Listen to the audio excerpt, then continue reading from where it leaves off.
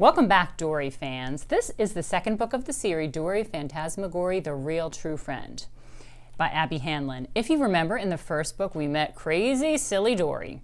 She has a big sister named Violet, a big brother named Luke, her imaginary friend Mary, who's a monster, the evil Mrs. Gobblecracker, and her fairy godmother, Mr. Noogie. In this book, Dory goes to school for the first time. So this is Dory, Phantasmagory, The Real True Friend. Chapter 1, Such a Weirdo. My name is Dory, but everyone calls me Rascal. This is my family. I have a mom, dad, big brother, and big sister who are just regular people. I also have a monster and fairy godmother who are not regular people because only I can see them. Mary is my monster. She sleeps under my bed and plays with me all day. Mr. Noogie is my fairy godmother. He lives in the woods, but comes over if I have an emergency. And I'm about to have an emergency pretty soon because tomorrow is the first day of school. I tell Mary the big news while we are playing our favorite game, Exercise Club. Wait, what is school again? Oh yeah, that place with the water fountains, says Mary. There are so many kids and not a lot of grown-ups. Yippee, I love that place, she says. Let's get packing. Mary decides to make a list of what I should bring. I'm sorry, but I cannot read this, I say. So she reads it to me.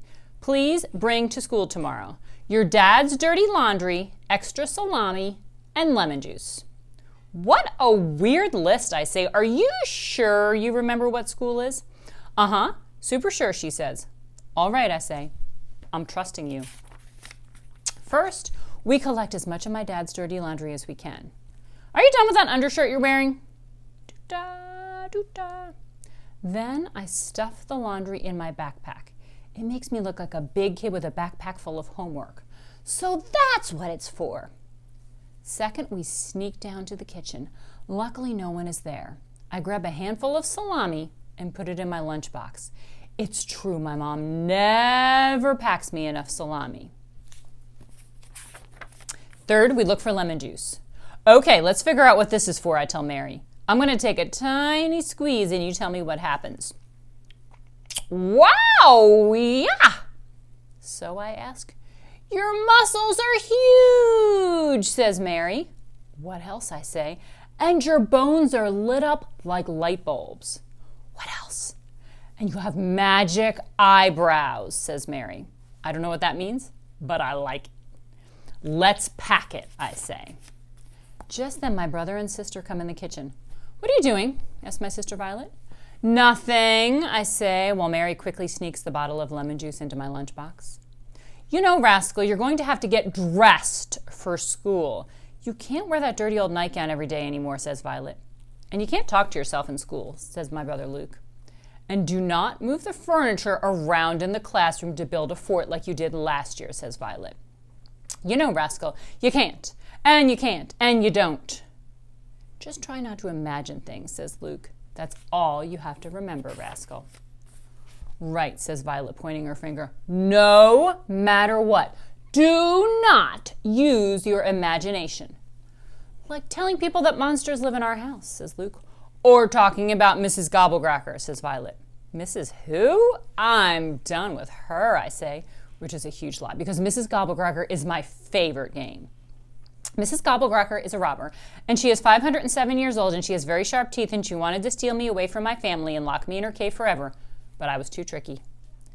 And, says Violet, the most important thing for you to remember is don't be yourself. Can you do that? Rascal, what are you staring at, says Luke. Pay attention. Do you know why we are telling you all this, says Violet, shaking my shoulders. Wake up, pay attention.